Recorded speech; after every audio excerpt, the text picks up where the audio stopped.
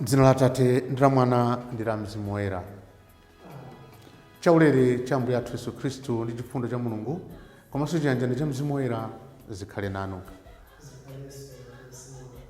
Takumananso pa tiyankhule na Ambuye lero pa 31 May 2023 lachitatu. Lero tu ndi chaka cha Maria kuyendera m'bale wake cousin wake Elizabeth. Tipemphe kwa Mulungu kuti atithandize kumadziwa kuyamika Mulungu chifukwa cha zaulere zimene watipatsa. Mawu lero lino oyamba akuchokera m'buku la Zefaniya mutu 3 kuyambira ndime ya 14 kulekeza 18. Amene akutiwerengera mawu oyamba ndi a Angela Kanduriro kuchokera ku Christ the King Parish Namboma mu Archdiocese ya Lilongwe. Ndipo mawu amuthenga wabwino wa Yesu Khristu akuchokera monga adalembera Luka mutu 1 ndime ya 39 kulekeza 56. Amene akutiwerengera mthenga wabwino komanso kutigawira mawu ndi Reverend Father Maxwell Kubalasa kuchokera ku Christ the King Parish Namboma mu Archdiocese ya Lilongwe. Mawu oyamba. Mawu a m'buku la mprofeti Zefaniya. Zefaniya 3 ndime ya 14 kulekeza 18. Imbani mokweza, inu anthu a ku Ziyoni. Fuulani inu Aisraeli, sangalalani. Kondwani ndi mtima wonse, inu okhala mu Yerusalemu. Chauta wachotsa chilango chanu, wapirikitsa adani anu. Chauta, mfumu ya Israeli, ali nanu pamodzi. Simudzaopanso choyipa chilichonse. Tsiku limenelo adzauza Yerusalemu kuti, usaope, iwe Ziyoni, usataye mtima. Chauta, Mulungu wako, ali nawe pamodzi, ngati wankhondo okuthandiza kugonjetsa adani. Adzasangalala ndi chimwemwe chifukwa cha iwe. Adzakubwezera chikondi chake. Adzakondwera nawe poimba nyimbo za chimwemwe, monga pa masiku a chikondwerero. Ndidzakuchotsera tsoka limene lingokuvutitsa ndi kukunyozetsa. Mawu a Ambuye.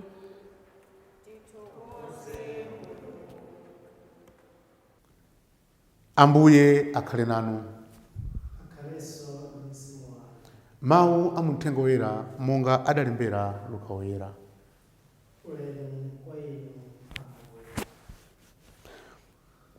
Patapita masiku owerengeka, Mariya adanyamuka napita mofulumira ku dera la mapiri, ku mudzi wina wa ku Yudeya. Adakalowa nyumba ya Zakariya, nalonjera Elizabeti. Pamene Elizabeti adamva malonje a Mariya, mwana adayamba kutakataka m'mimba mwake. elizabeti adadzazidwa ndi mzimu woyera ndipo adalankhula mokweza mawu kuti ndinodala kupambana akazi ena onse, ngodalanso mwana wanu. Ine ndine yani kuti inu mayi wa mbuye anga mudzandiyendere? Chifukwa pamene ndinamva malonje anu, mwana anayamba kutakataka ndi chimwemwe m'mimba mwanga. Ndinu odala chifukwa mudakhulupirira kuti zimene Ambuye adakuwuzani zidzachitikadi. Pamenepo Mariya adati, mtima wanga ukutamanda Ambuye, ndipo mzimu wanga ukukondwerera mwa Mulungu mpulumutsi wanga, popeza kuti wayang'ana kutsika kwa mtumiki wake. Ndithu kuyambira tsopano anthu a mibado yonse adzanditcha wodala, pakuti iye amene ali wamphamvu wandichitira zazikulu, ndipo dzina lake loyera. Amawachitira chifundo anthu a mibado ndi mibado amene amamulemekeza. Wachita zamphamvu ndi dzanja lake, wabalalitsa anthu a mtima wonyada. Mafumu amphamvu wawatsitsa pa mipando yawo yachifumu, anthu amba nkuwakweza. Anthu anjala wawakhutitsa ndi zabwino, anthu olemera nkuwabweza osawapatsa kanthu. Wadzathandiza anthu ake a Israeli pokumbukira chifundo chake. Izi ndi zomwe adalonjeza kuti adzawachitira makolo athu akale aja, Abrahamu ndi zidzukulu zake mpaka muyaya. Mariya atakhala ndi Elizabeti ngati miyezi itatu, adabwerera kwawo. Mthenga wa Ambuye. Ulemu kwa inu Ambuye Yesu Kristo. Lero tumanga chaka cholemekeza kuyendera kumene amayi Mariya adayendera msuwano wawo Elizabeti. Kodi nkhani iso nkukhalanso chakaso kungoyenderana chabe msuwani ndi msuwani? Pali maphunziro akuluakulu amene tikuwapeza. Mariya atalandira mthenga wa mngelo, adakhalakhala masiku angapo, adapita kumuyendera msuwano wake Elizabeti. Kale kunalibe ma cellphone, sikuti Mariya adamuimbira kale Elizabeti nkumuwuziratu kuti anaonekera mngelo. Ulendo umene adapitawo unali woyamba ndithu kukumana naye iyeyo ndile ni uthenga wa mngelo. Ndikumvanso kuti Elizabeti ali pakati miyezi 6 adapita kuti akachizirane akamufotokozere kuti inetu zimene zandionekera ndi izi. Tikumbuke kuti Mariya anayikatsika na zaka 16 pomwe Elizabeti anali munthu wachikulire ndithu umukalamba wake.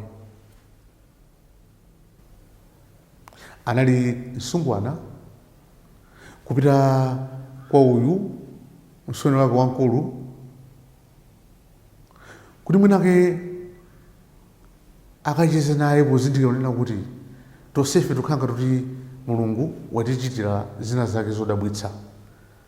Fanthazi zaketu zimakhala bwino ndipo zimakhala zosavuta kupanga share ndi anthu ena amene talandira zofanana. Choncho Mariya adapita wakumana ndi Elizabeti. Nditi kumfunira kuti atangopereka moyo, Elizabeti adamboyankhula zimene adapanga experience atalandira moyo wa mayi Mariya, zomwe zidamuchitikira atangolandira moyo wa mayi Mariya. M'mimba mwake mwana adatakataka ndi chimwemwe, ndipo Elizabeti akunena mawu akuti ndinodala kupambana akazi ena onse, ngodalanso mwana wanu. Adazidziwa bwanji? Mzimu Woyera adamuwululira. adadzazidwa ndi Mzimu Woyera. Ndipo adapitiriza kunena kuti ine ndine yani kuti inu mayi wa mbuye wanga mudzandiyendere. Awuza mtsikana wa zaka 16, iyeyo wachikulire ali mukamba wake, kuona kuti uyuyu ngakhala ni soni wanga amunoti wese kuti iye abwere adzandiyendere. Pamene pagona ukulu wa Mayi Mariya, Elizabeth wodzazidwa ndi Mzimu Woyera adalankhula zimenezo, atakankhidwa ndi Mzimu Woyera. Mariya wapaderadera, ndipo akuntamanda kuti kupatuka kwakeko kuli apo, kudala kwake kukubweranso chifukwa kuti adakhulupirira kuti zimene Ambuye adamuuza zidzachitika. Ndikugeza kuti mkumano umene uwu udali mkumano wachimwemwe komanso mkumano woyera. Fana Yesu Mariya atazindikira kuti uyuyu akunena zinthu zonena kuti sindamuuzi ne kuti zandichitika zakuti, wadziwa bwanji? Anangomutamanda Mulungu. Ndipo tikaona nyimbo yake yotamanda Mulungu, Amayi Mariya akukonjera, akuzindikira kunena kuti I did not earn this and I did not deserve it. Izizi sikuti imene zinenokhaliro zinenochitikira ineyo, akuzindikira kunena kuti inetu nchaulere cha Mulungu, nangopatsidwa za ulere izizi, ndipo udindo umene ndapatsidwa ineyo ni chifundo cha Mulungu. Ndi phunziro lalikulu limene tikulipeza. Timalandira anthu zaulere zambirimbiri kuchoka kwa Mulungu. Ena tidadalitsidwa ndi nzeru, tidapita ku sukulu kaphunzira, ndipo chifukwa cha sukulu imene tapangayo panopa tikukhala moyo wabwino, timalandira zabwino, ndipo moyo wathu ndofewa. Koma timayiwala nthawi zina zake kunena kuti mwina mkhalasi momwemo tidali naye wina amene amatiposa zedi, komano moyo wake mmene udayendera panopa zosokonekera. Panopa ndi gadi kwina kwake, kapenanso mwina alibe ntchito kumene. Timayiwala, ndipo timaona ngati kuti ndi ukatswiri wathu kuti tifike pamenepo. Ayi, sukhala ukatswiri wathu, ayi, ndi chaulere chimene Mulungu watipatsa, ni mphatso imene Mulungu watipatsa. Tinena kuti tipereke credit kwa Mulungu, tipite timthokoze Mulungu chifukwa cha zimene watipatsa.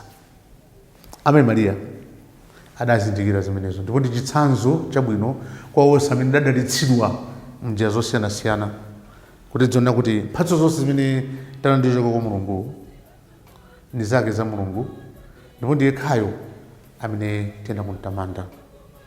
Mulungu atithandize zonsefe kumazindikira kunena kuti sapereka opanda cholinga. Amen. Maria,